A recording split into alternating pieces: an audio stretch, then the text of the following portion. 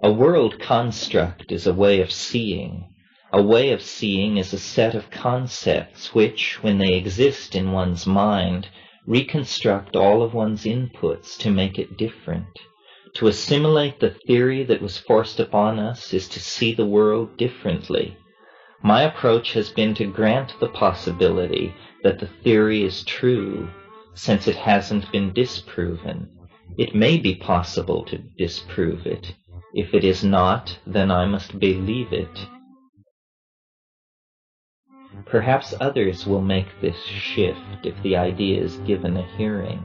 Many ideas may be very good and simply perish for lack of a context, but this idea causes a fundamental reconstruction of reality, and it can be taught.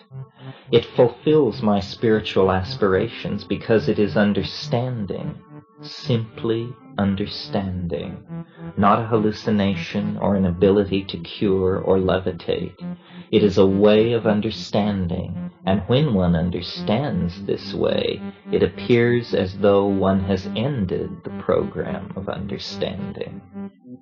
It does not deny any body of knowledge, it simply augments.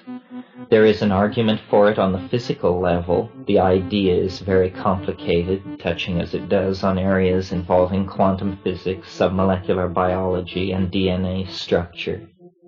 Though the idea that I developed may not have been caused by what Dennis did in the Amazon, I assume that it was. That he did something and I got a kind of informational feedback off my DNA or some other molecular storage site of information. The feedback consisted of this stored information, which seemed without limits. The task became to create a symbol structure that would make the information coherent. One must create structural categories for a new world of infinite variety. One must organize it into a mandala. The DNA is playing. It is one's life, but one must have a concept so that as it plays, one may understand the melody. This theory is a concept which, when it plays in my head, I understand the melody. I am interested in disproving the theory. A good idea can withstand a lot of pressure. But what then is the so-called flying saucer? What does it really represent? It is the ingression of a higher dimensional epoch which reverberates through history. It is a shock wave being generated by an eschatological event at the end of time. In other words, natural laws are not universal constants. They are slowly evolving flux phenomena. For instance, the speed of light, which is taken as a universal constant, has only been measured in the last 100 years. It is entirely induction to extrapolate the principle of the stability of the speed of light to all time. Any good scientist knows that induction is a leap to faith. Science is founded on the principle of induction. That is what this theory challenges. It says that the fact that one did A and B resulted does not mean that whenever one does A, that B will be the result. This cannot be proven. Before Einstein, space was thought to be a dimension where one put things. Space was visualized as somehow analogous to emptiness. But then Einstein pointed out that space is a thing which has torque and is affected by objects. In other words, from an idea, a place where you can put things, to a thing. Space is a thing. It is affected by gravitational fields. Light passing through a gravitational field in space will be bent because the space through which it travels is bent. What we are proposing in a nutshell is that time, which was also previously thought of as a place where one put things, is also a thing. And time changes. There are different kinds of time. And as these kinds of time come and go in their cyclical progression on their many levels, situations evolve which are the responses of matter to the conditioning imparted to it by time and space. These two things condition matter. It was always matter that was thought to be real, but actually matter has a quality more nearly like thought, and matter thinks what it thinks according to two flux phenomena which are in interrelationship, the space-time continuum. This idea does have axioms. A major one is taken from Leibniz. Leibniz talked about monads, monadic space. He envisioned the monads as being like tiny particles which were infinitely reduplicated everywhere in the universe. These tiny particles contained all places within themselves. They were not here and now. They were everywhere, all the time, in each place. They were all identical, but in the way they interconnected, they built up a larger continuum. Memory is similar to this in its principle of operation. Destruction of up to 90% of the brain does not impair memory function. It is as though memory is not stored anywhere. It is as though it is like a gas and permeates the brain throughout. Like a hologram, all of the memory is in each part. One can take a holographic plate of Mount Fuji and cut it in half.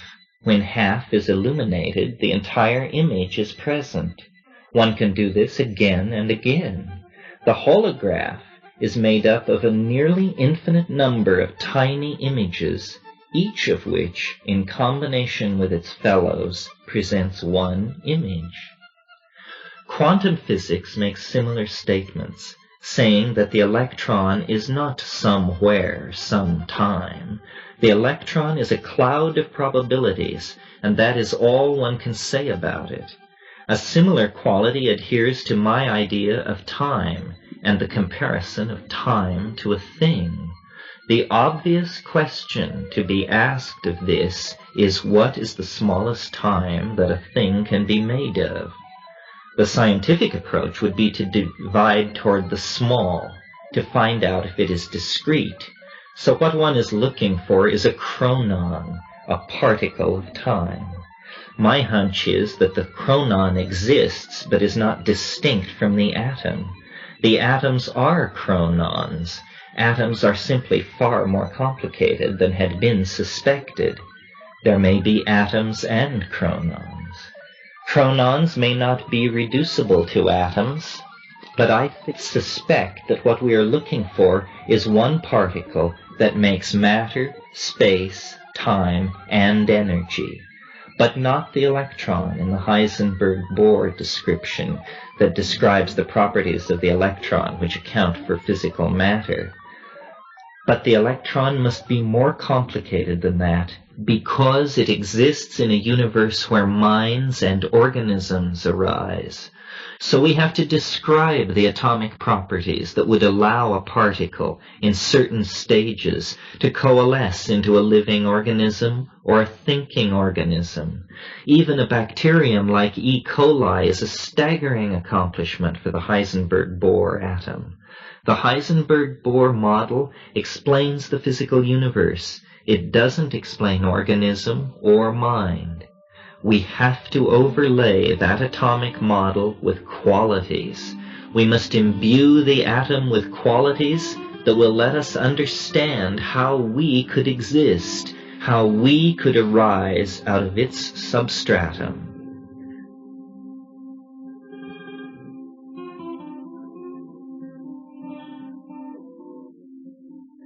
I do not claim that we have done this, but we have stumbled upon the intellectual avenue that will have to be followed to achieve this understanding.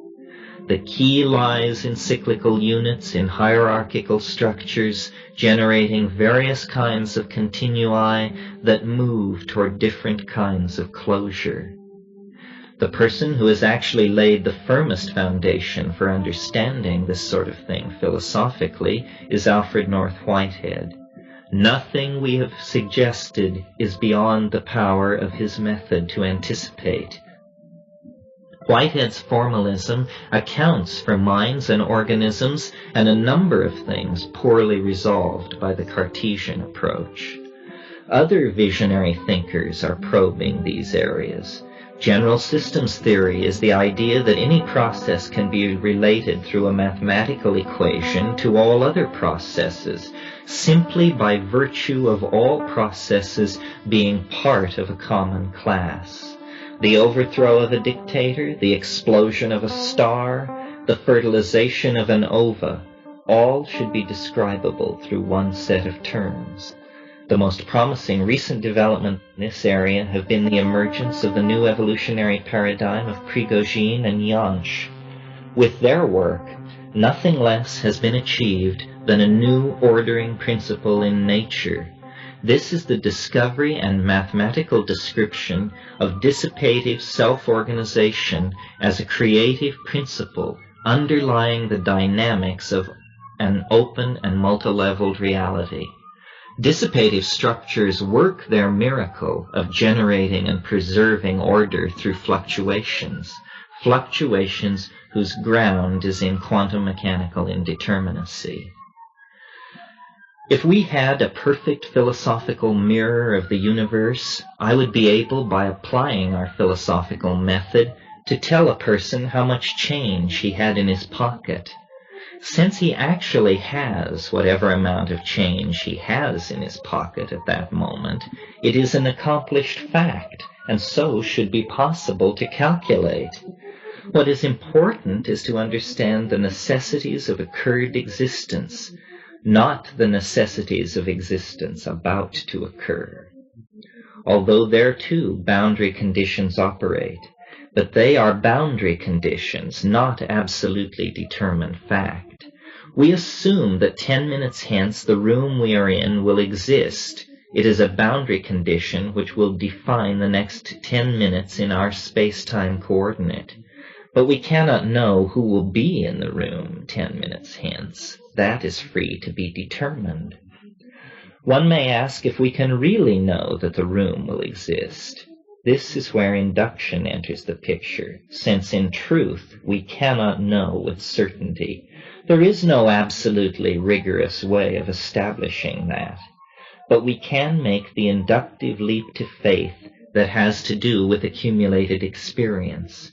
We project that it will be a boundary condition, but in principle, in the next 10 minutes there could be an earthquake and this building might not be left standing.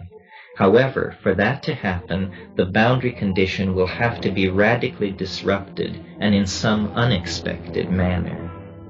The thing that is so curious is that such a thing could occur. That is where our map of the chronon would allow one to predict. There is, however, a problem with it. Because we suggest a model of time with a spiral structure, events keep gathering themselves into tighter and tighter spirals, which lead inevitably to a final time. Like the center of a black hole, the final time is a necessary singularity, a place where something happens which breaks down the physical laws established in the previous epoch. Imagining what would happen in that condition has caused science to shy away from such an idea, although Western religions have no trouble whatever embracing the concept of a final time. We would say within the context of our theory that millenarians argued for apocalypse because they were getting a reflection back through time, a ricochet as it were, a distorted image of an apocalyptic event.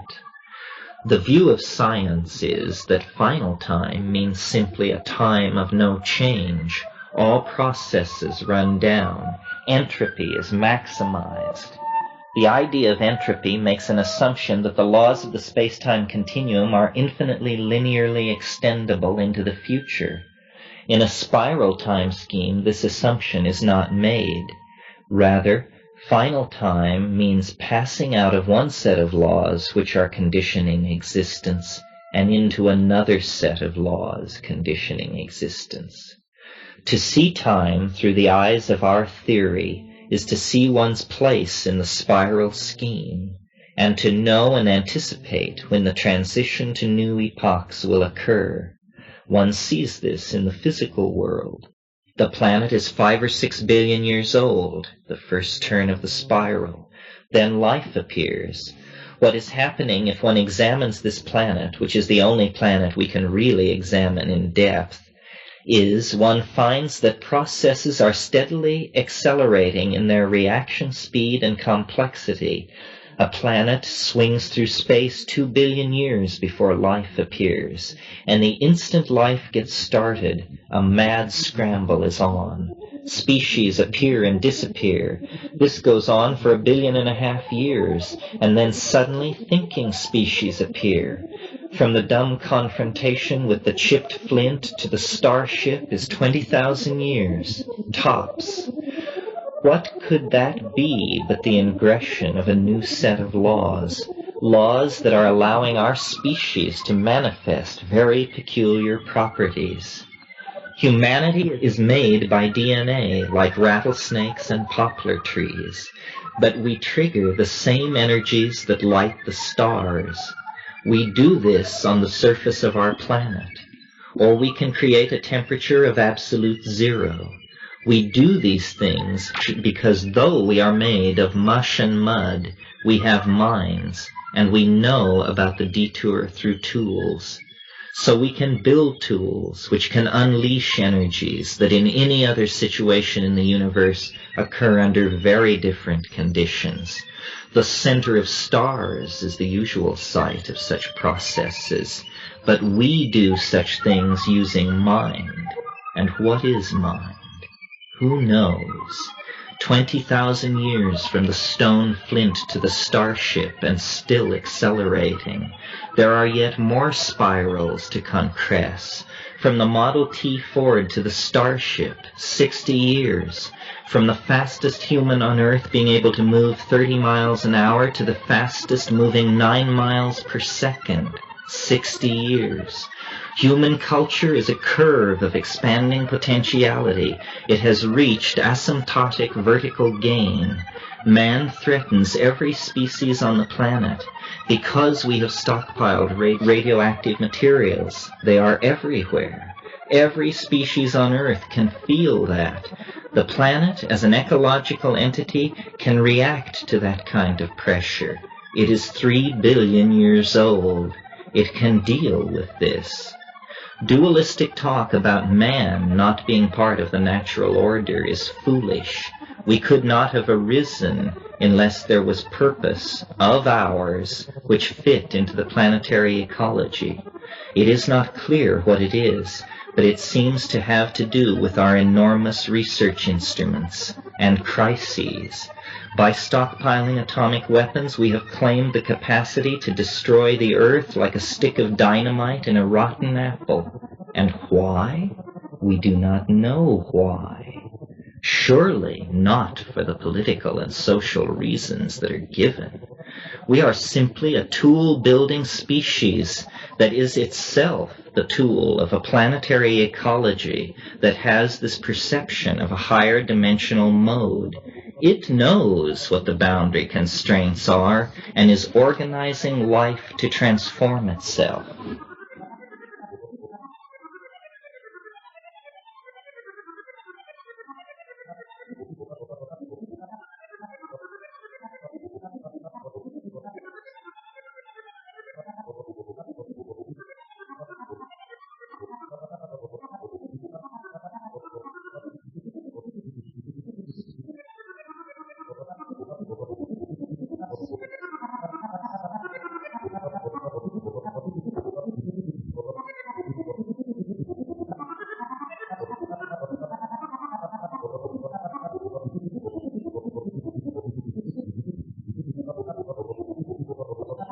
Our story is fairly peculiar, very peculiar as a matter of fact.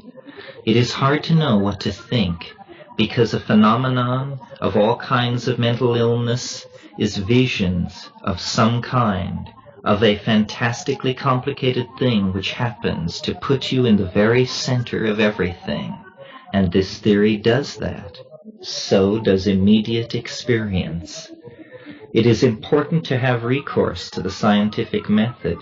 If the theory is real, it can be proven in the calm confines of the laboratory. And if it is not real, that should be made explicitly clear through careful experiment. To empathize with the visions at La Chirera, one must imagine what one can imagine. Imagine if wishes were horses, how beggars would ride. The ideas were so compelling because with fourth-dimensional matter one can do anything. One can spread it out and climb on it and take her up to any altitude, adding oxygen by the act of noting the need for sane. It's the flying saucer again. One can climb inside it. Since it is oneself, it is like putting on your mind like a wetsuit. The flying saucer is the perfected human mind. It waits warmly humming at the end of human history on this planet. When it is perfect, there will be an ontological mutation of the human form, the resurrection body that Christianity is all about. It is the genius of human technology to master and to serve the energies of life and death and time and space. The UFO holds out the possibility of a mobile mind, a ship that can cross the universe in the time that it takes to conceive it, because that is what the universe is, a thought. Then humanity, the masters of thought, would set out.